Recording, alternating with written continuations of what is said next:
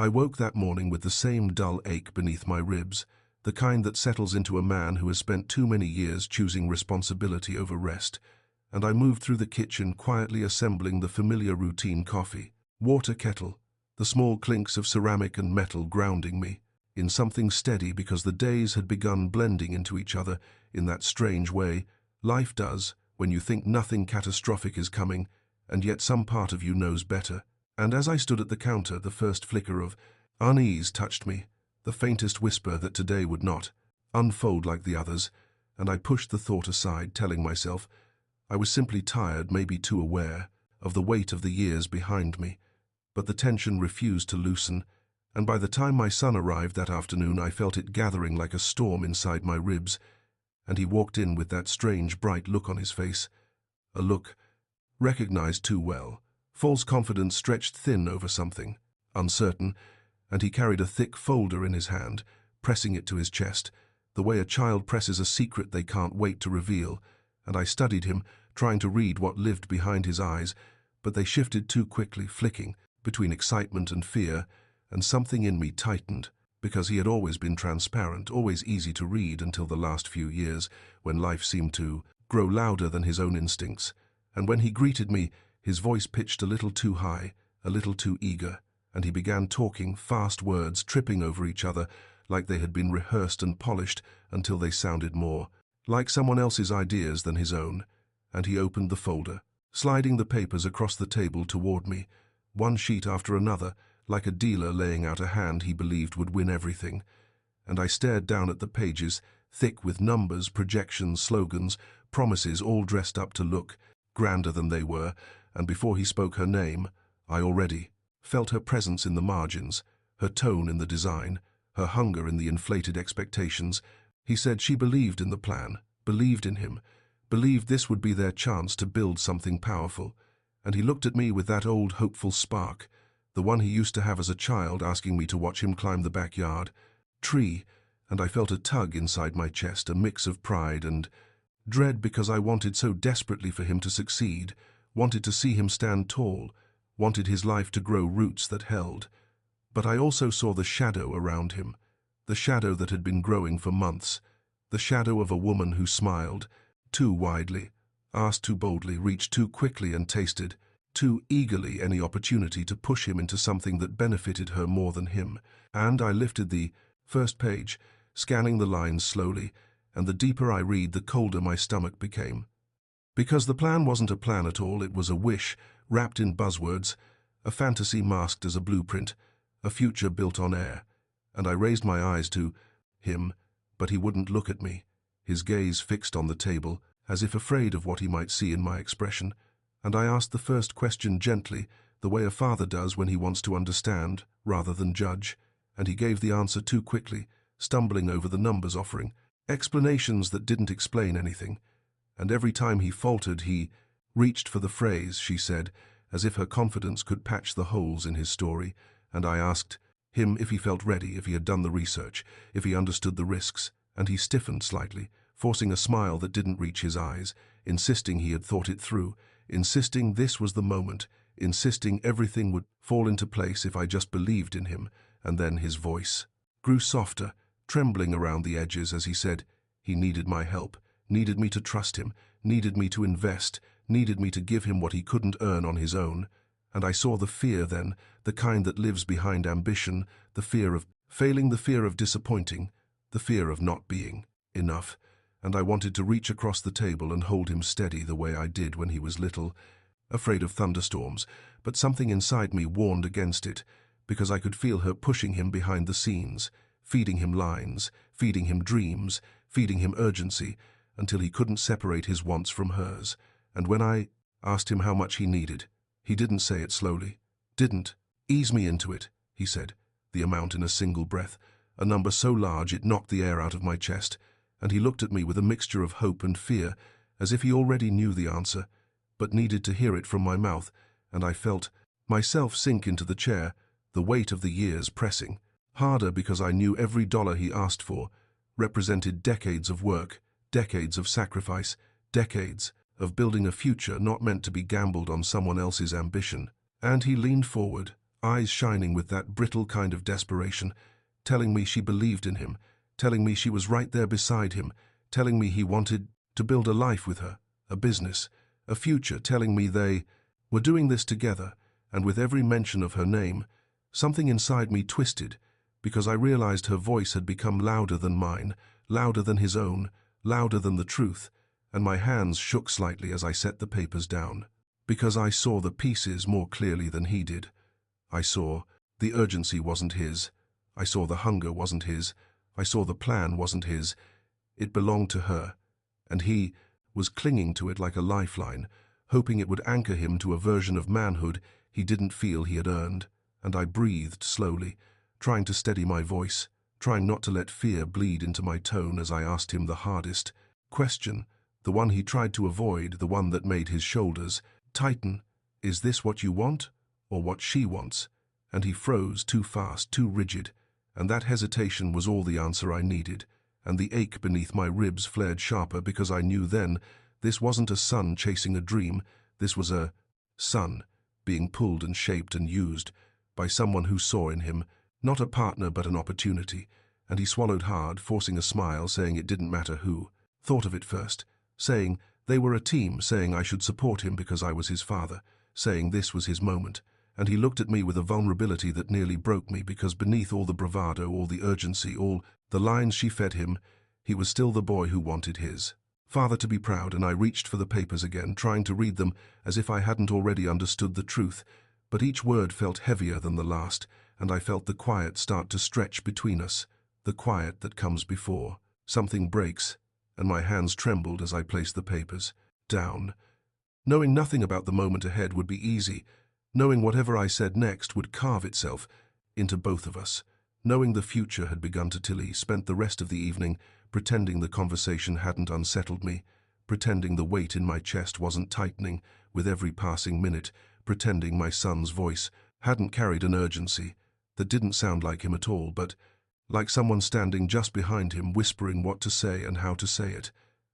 And I tried to focus on the dinner, simmering on the stove, the way the light faded across the yard, the hum of the refrigerator.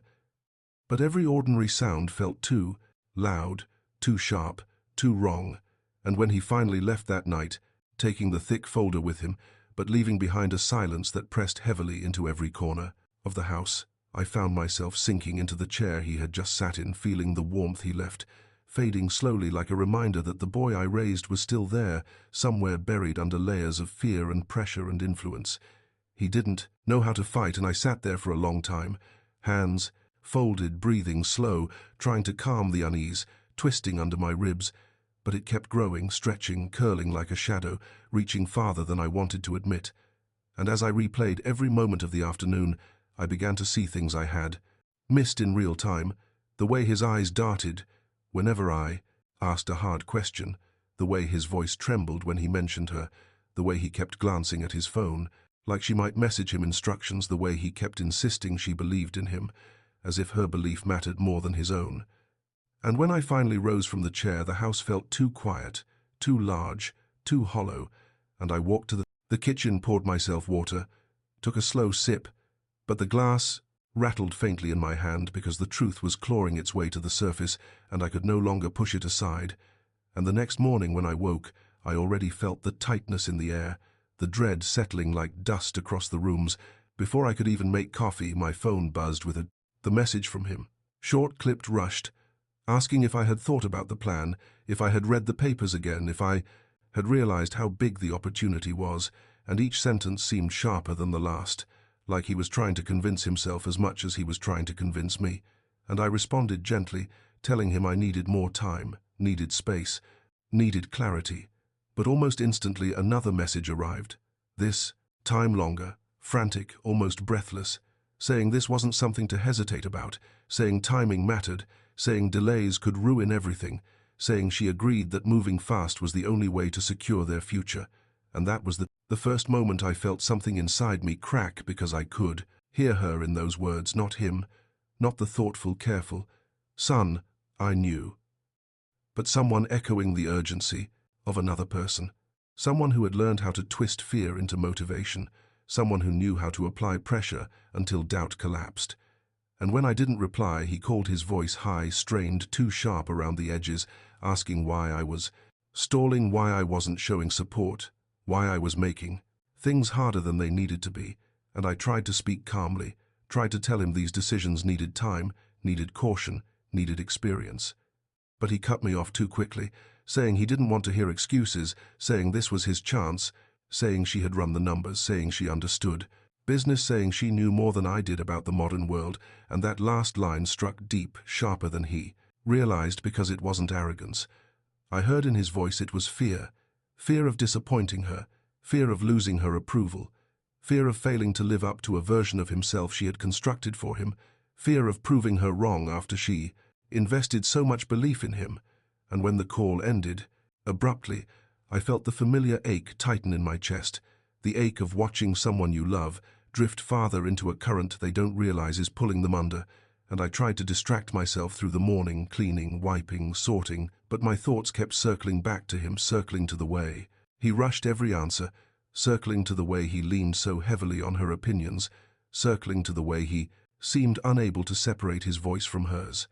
And sometime around noon, he showed up at my house unannounced, walking through the door with panic already rising in his eyes, and before I could speak he started talking fast, words tumbling over each other about timing, pressure, limited windows, and how she was worried I didn't understand how urgent everything was.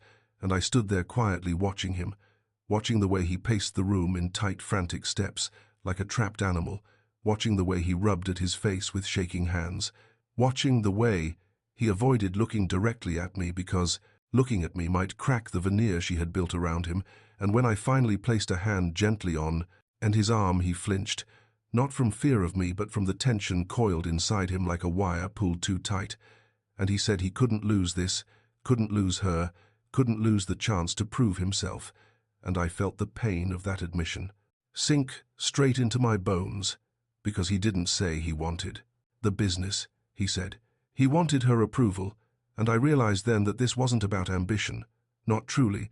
This was about him clinging to someone who made him feel valuable, someone who made him feel seen, someone who told him he was capable, even if they were using that need for their own gain. And I asked him softly where this urgency was coming from, and he swallowed hard, looking away, saying she was afraid the opportunity would disappear, that others were waiting, that they needed to act now. And I saw it clearly then. She had turned fear into fuel, pumping it into him until he mistook panic for motivation. And when he sat down finally, burying his face in his hands, whispering that he didn't want to disappoint her, something inside me twisted painfully, because he wasn't chasing a dream. He was running from the fear of losing someone who had become the foundation of his fragile confidence. And I knelt beside him, telling him gently that these decisions couldn't be made from fear, couldn't be rushed. He couldn't be built on someone else's urgency. But he shook his head, eyes glistening, saying, I didn't understand, saying I was holding him back, saying she believed he could be great, saying she was the only one who truly supported him. And those words hurt more than he knew, because they came from the oldest wound. Children carry the wound, wanting to be seen as strong, independent, capable, and he had fused that desire to someone who saw him not as a partner, but as a tool. And when he finally left the house, slamming the door behind him, the sound echoed through the rooms like a warning, and I stood there in the empty hallway, heart pounding. As the truth settled into me, heavy and undeniable, my son was slipping away. Not because he didn't love me, not because he didn't trust me, but because someone else had learned exactly how to shape his fears into obedience. And I knew then that the days ahead would not bring clarity or calm, they would bring the unraveling. And I didn't yet know how far it would go, or how much it would cost, but I felt it. In every bone in my body the storm had only begun. Whether we were ready or not. I woke the next morning with a heaviness that didn't feel like sleep still clinging to me, but something deeper, something sharp, something warning me before I even sat up, that the day ahead would not bring peace. And the house felt colder than usual, the walls too quiet, the air too still, like everything inside it was bracing for impact. And I moved slowly to the kitchen, hoping the routine of boiling water, pouring coffee, grounding myself in the small familiar rhythm would settle my thoughts.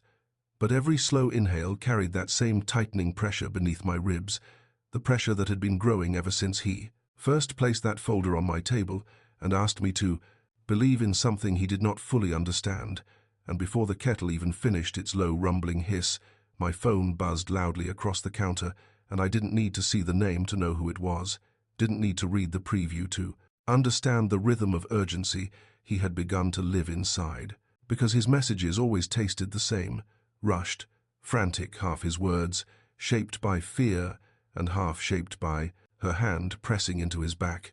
And when I finally picked it up, his voice poured through the line, too loud, too desperate, as he asked if I had thought more about the plan, if I had changed my mind, if I realized yet how big this opportunity was. And I answered as gently as I could that I needed clarity, needed to understand every detail, needed to make sure this wasn't a leap toward debt and ruin. But he didn't hear anything past the word need, and he cut me off, talking faster than the breath in his lungs could handle, telling me, she said, this was time-sensitive, she said. Hesitation was dangerous, she said. People would judge him, she said. The world didn't wait for the timid, she said. I never trusted him. And the sharpness in those last words made something inside my chest twist violently, because they weren't his. They didn't belong to the boy I raised or the man I hoped he'd become. They belonged to someone with a hand buried deep inside his insecurities, twisting them until he mistook her manipulation for encouragement. And before I could answer, the line went silent, not ended, just paused, like he was waiting to see if her voice would join the conversation. And I heard it then, faint in the background, her whisper close enough to shape his tone even through the phone, telling him to push harder, telling him to demand support, telling him that doubt from family meant nothing, telling him that success needed sacrifice, telling him to remind me of everything I had never given him. And those words were knives, not because they were true, they weren't, but because he began repeating them aloud as if they had always been his thoughts, as if she had peeled open the inside of his mind and carved her own beliefs into the softest parts. And I closed my eyes, breathing through the burn beneath my sternum, because I recognized what was happening. Even if he didn't, she was collapsing his sense of self until her voice was the only one that felt like certainty, and mine the only one that felt like opposition. And he said he didn't have time to wait, didn't have time for me to think, didn't have time for doubts or worries or questions, because waiting might cost him everything. And I asked everything, what exactly was at stake, what exactly he thought he would lose. And he hesitated again, that same momentary flicker of fear crossing the line, a fear too personal, too intimate to belong to the world outside. And I knew then that she had told him if he didn't secure the money she would leave him, told him he was failing her, told him he wasn't stepping up, told him he was disappointing her, told him he wasn't the man she needed. And that realization hit me with a depth of pain I wasn't prepared for, because my son wasn't chasing a dream, he was trying to outrun abandonment, and he didn't know that the person threatening to leave him was the one digging the pit he was falling into. And as the day stretched forward, I tried to shake off the ache, tried to focus on anything else, but every attempt was interrupted by another message, another call, another frantic burst from him, telling me she found someone else who believed in them, telling me they had a chance to secure something big, telling me this was his moment, telling me he needed to act before it was too late, telling me that hesitating now would prove I didn't care about him. Each message carried more pressure, more panic, more of her influence pressed into his fear, until the lines between their voices blurred completely, and sometime near evening he appeared at my door again, not knocking, just bursting inside with a frantic energy that filled the house like a storm. And the moment I saw his face, I knew something had shifted, something had broken, something inside him had begun to crack under the weight she placed on him. And he looked, exhausted eyes, red shoulders tense, breath uneven, like he hadn't slept in days. And he paced the living room, running trembling hands through his hair, trying to stay upright against emotions he didn't know how to carry. And he told me she was upset, told me she felt insulted, told me she thought I was sabotaging them, told me she said family should support dreams, not slow them down, told me she believed I didn't respect him, told me she felt unwelcome in this family, and every sentence sounded like a trap she had built, carefully, word by word, designed to isolate him from me piece by piece until I became the villain he thought he needed to prove wrong. And when I asked him what he wanted, not what she wanted not what she convinced him he wanted, but what he truly wanted.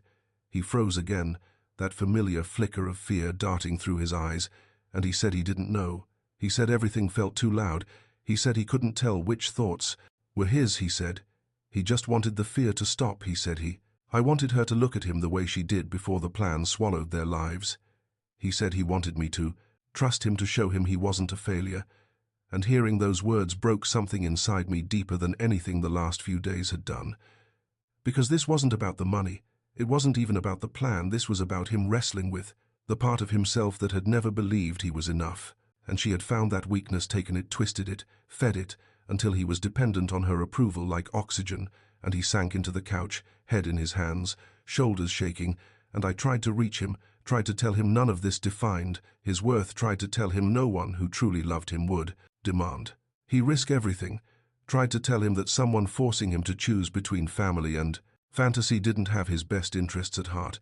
But before my words could reach him, his phone buzzed and he jolted like electricity shot through him.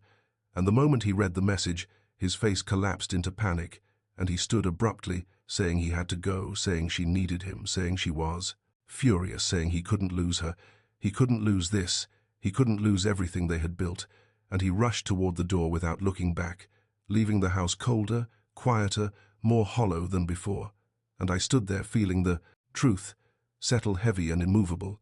He was slipping farther than I could reach, and the rope tying him to me was fraying faster each day, and I understood then with a painful clarity that whatever happened next would not be guided by reason or caution, but by fear and urgency, and the voice of the woman who had learned exactly how to rewrite the inside of his heart. The following days unfolded with a heaviness that felt almost physical, as if the air itself thickened with each sunrise. And I moved through the house, aware of every creak, every distant hum, every shift of quiet, because silence no longer felt peaceful. It felt like the breath before a collapse, and each morning I woke with a jolt, expecting another message, another frantic call, another burst of panic from him. And every time the phone buzzed, my chest tightened in that instinctive way a parent reacts when fear arrives before explanation, and the messages came exactly as I dreaded, fast. Clipped, rushed sentences that didn't belong to him. Sentences shaped by pressure. Sentences designed to corner me into a decision he did not fully understand. Sentences sharpened at the edges by her hand, guiding his fear like a blade, and I could see the unraveling clearly now. See the way his words twisted into accusation. See the way his desperation tangled with her expectation. See the way he had begun speaking in absolutes because she convinced him that hesitation was betrayal and support meant sacrifice. And each message made it clearer. The storm wasn't only coming, it was already circling us, trapping him in a loop too tight for him to escape on his own. And sometime late in the afternoon, after a morning full of relentless interruptions, the door flew open without warning, and he burst into the house with a frantic energy that vibrated through the room like static. And before I could speak, he launched into a desperate, tangled explanation about deadlines, pressure, urgency, insisting the opportunity was slipping, insisting he needed an answer, insisting the whole thing depended on me. And I studied him in that moment, really studied him beyond the panic, beyond the breathless pace, and what I saw hollowed me. His shoulders slumped, eyes frantic, skin pale beneath the strain, hands shaking the way a person shakes only after nights of no sleep and days of being chewed up by someone else's expectations. And he paced the living room so quickly it was as if standing still might break him, and the words poured out of him in uneven waves. Her said this, her said that, her thinks we're losing momentum, her believes you're trying to stall her, doesn't understand why you won't trust me. And every time he said her name, I felt the temperature inside the room shift, because the weight he placed on her opinions pressed heavier than anything else in his life. And I asked him gently to sit, asked him to breathe, asked him to slow down. But he refused, shaking his head, gripping his hair, pushing his palms against his face, as if trying to hold himself together. And when he finally collapsed onto the couch, the sound he made wasn't frustration. It was something deeper, something cracked, something like grief, disguised as desperation. And he whispered that she said he was failing her. She said he wasn't stepping up. She said his future depended on proving himself. She said he needed to show loyalty. She said I was holding him back. She said I didn't understand modern life, and each repeated phrase felt like a nail driven deeper into the truth she had reshaped him in. Her image stripping away his confidence until he believed he had nothing left unless it came from her, and I knelt beside him, placing a hand lightly on his shoulder. And the way he flinched made my stomach twist because he wasn't recoiling from me. He was recoiling from the tension, twisting so violently inside him it had nowhere left to go, and he said he didn't know what to do, didn't know how to choose, didn't know how to balance the love he had for me with the fear he had of losing her. And those words sliced through something old inside me, the realization that he wasn't choosing between dreams. He was choosing between identities, the one he had grown up with, and the one she constructed from his insecurities. And as I opened my mouth to speak, the door burst open again, and she walked in without hesitation, without knocking, without acknowledging the intrusion, as if my home was simply another stage for her performance, and she moved toward him quickly, placing a hand on his arm with that practiced mix of concern and control, and he straightened instantly as if bracing for impact, and she looked to me with a smile that didn't touch her eyes, and launched into a barrage of polished words dripping with confidence, explaining how this plan was foolproof, how people were lining up to invest, how I would be foolish to hesitate, how the world was moving too fast for outdated caution, how my lack of immediate support was hurting him. And when I tried to speak, she talked over me seamlessly, smoothly, as if she had rehearsed this entire confrontation, as if every word was designed to isolate him further from me. And he sat there, caught between us, his gaze flicking back and forth like a man drowning beneath two waves, unsure which one would swallow him first. And when I finally raised my voice enough to break through her monologue, asking to speak to him alone, she laughed, not loudly, not cruelly, but in a way that dismissed me entirely, as if I were an inconvenience in her carefully crafted narrative. And she told him we didn't need privacy, told him transparency was essential, told him secrecy destroyed families, told him standing up to me was the first step into adulthood, and I watched her manipulate him with precision, twisting every strength he had into a weapon against him, turning his desire to be respected into pressure, turning his fear of failure into urgency, turning his loyalty into a leash. And for a moment I saw the boy he once was flicker through, his expression lost, confused, overwhelmed, reaching for clarity he no longer had access to. And I told him, quietly, gently, painfully, that decisions like these needed space, needed thought, needed independence, not influence. And she snapped instantly, accusing me of undermining him, accusing me of calling him weak, accusing me of being threatened by his success, accusing me of wanting him small so I could remain in control.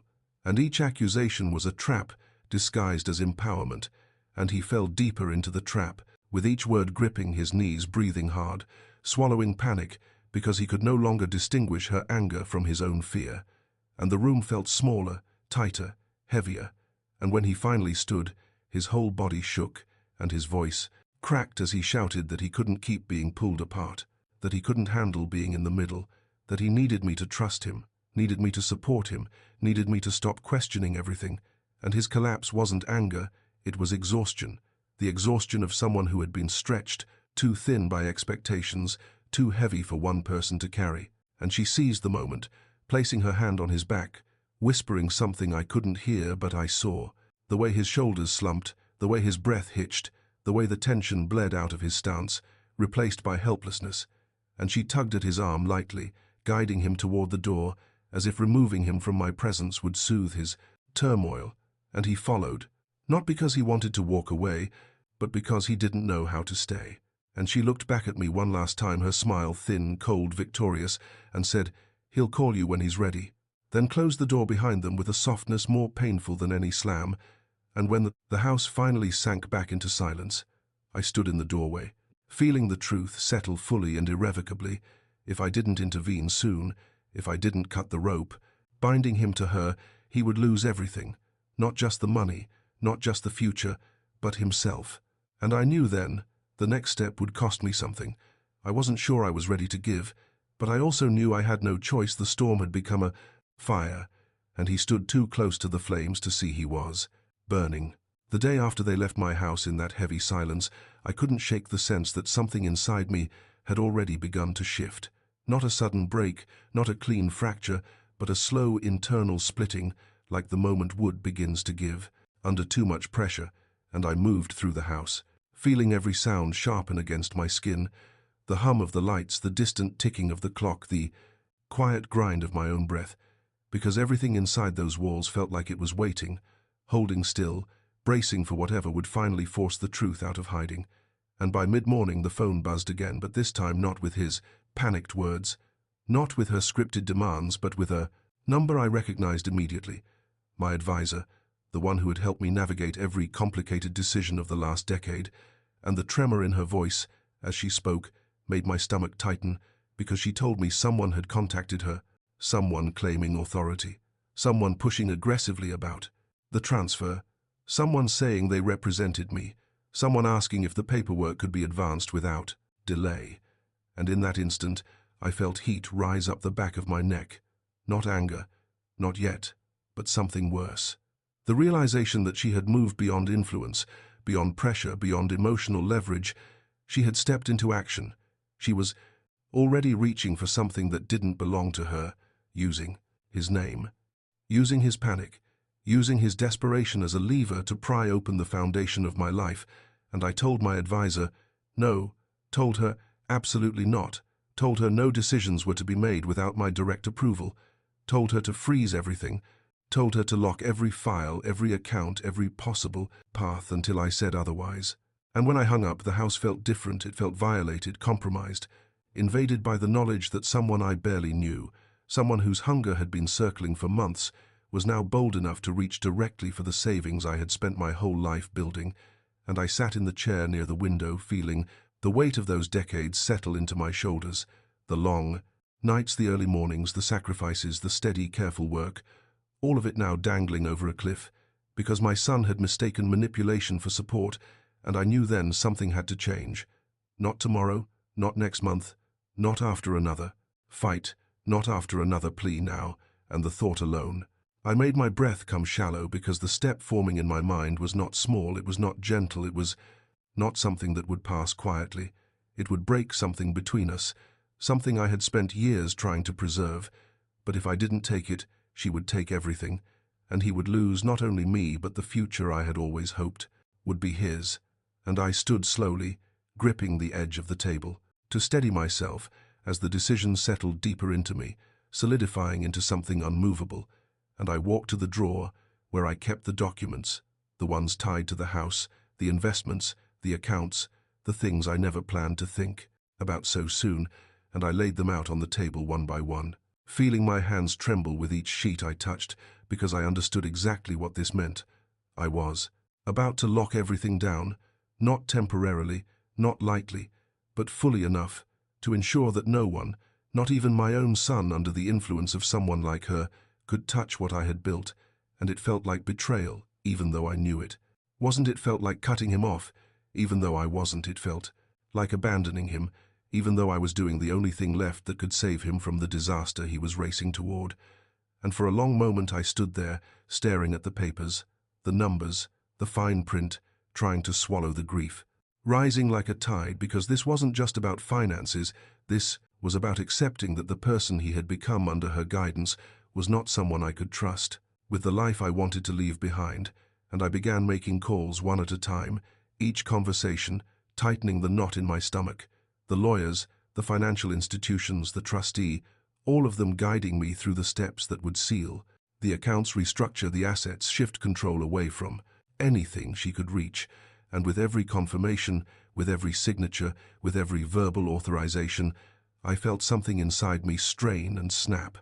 Because I wasn't just protecting money, I was acknowledging that my son, the boy I once taught to ride a bike, the boy who once clung to my hand in crowded places, was now someone who could be used to destroy me without even understanding he was doing it. And when the final documents were signed and the last locks were put in place, a strange quiet fell inside me. Not relief, not victory, but a stillness, like standing in the eye of a storm, knowing the second half was still coming. And I sank into the chair, feeling the exhaustion settle into my bones, the exhaustion of carrying a decision that felt like choosing between my survival and his approval.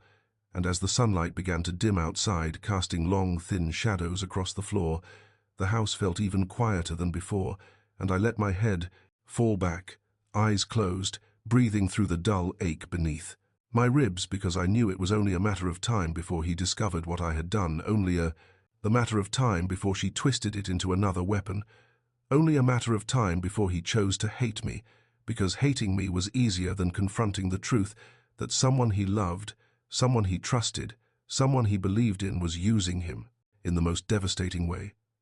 And right when the silence threatened to crush me, my phone vibrated once across the table, and when I picked it up and saw his name on the screen, my pulse stuttered painfully, because the message was only 3 words, but those 3 words were enough to make the room tilt beneath me. "What did you do?" And I stared at the screen, breathing slowly as if preparing for impact, because the storm outside had finally collided with the storm inside him, and now the fallout would begin. The knock came not with anger, not with hesitation, but with a force that told me he already believed the worst about me before I even opened the door. And when I stepped aside to let him in, he didn't wait. He stormed past me, pacing the living room with the same frantic energy I'd seen building inside him for weeks, only sharper, now fueled by something closer to betrayal than fear, and his voice shook as he demanded answers, demanded explanations, demanded to know why I had locked everything down, why I had shut the doors he had been ready to walk through, why I had taken away the future he thought was finally within reach. And I watched him unravel each word, cutting deeper than the last, not because of the accusation, but because I knew none of this came from him.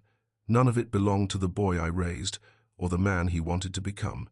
It belonged to the panic she had planted inside him, panic she had watered with urgency and disappointment and pressure, until it bloomed into something sharp enough to turn him against the one person who would have walked through fire for him.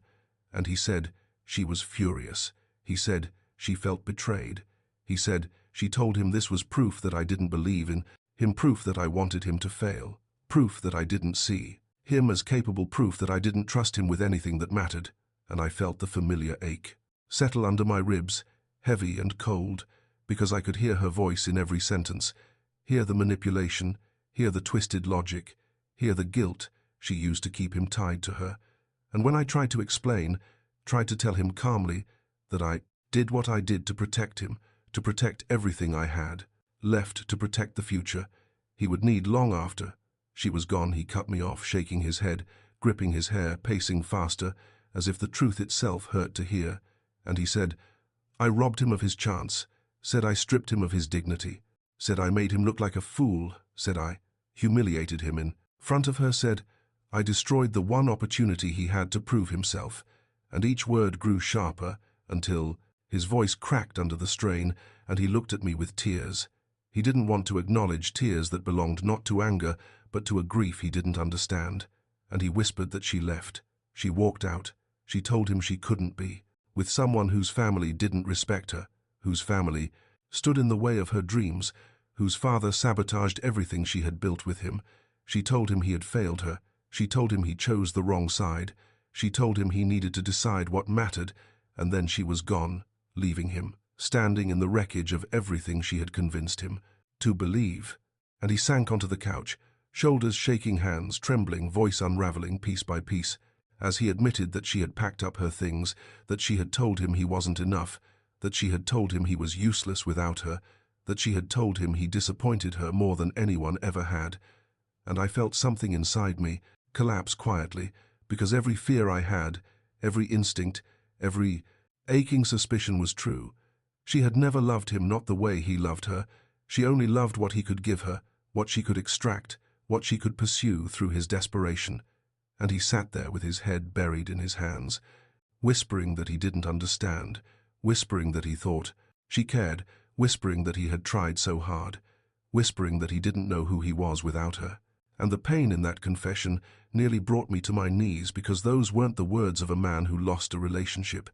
Those were the words of someone who had been undone piece by piece until their identity depended entirely on the approval of someone who used them as a shield and a ladder. And when I finally sat beside him, I didn't lecture, I didn't defend myself, I didn't mention the money or the plan or the danger. I just placed a hand gently on his back and felt the tension shudder beneath my palm, because for the first time In months, he didn't flinch away from me. He didn't recoil. He didn't brace himself. And he cried, not loudly, not violently, but in that quiet, broken way that comes from the deepest fracture inside a person. And he said he messed up. He said he couldn't believe how blind he'd been. He said he let her take everything. He said he pushed me away because she told him to. He said he thought she was helping him grow when she was actually shrinking him down to nothing, and I felt my throat tighten because this was the moment I had been terrified of and waiting for.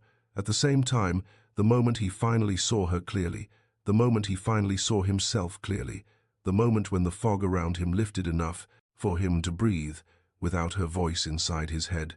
And we whispered that when he saw the accounts locked, when he realized everything was sealed, he panicked. He thought I didn't trust him. He thought I didn't believe in him. He thought I didn't care. But when she walked out, when she blamed him, when she refused to comfort him, when she told him he wasn't worth her time, it hit him. She never wanted to build anything. She wanted to take and leave.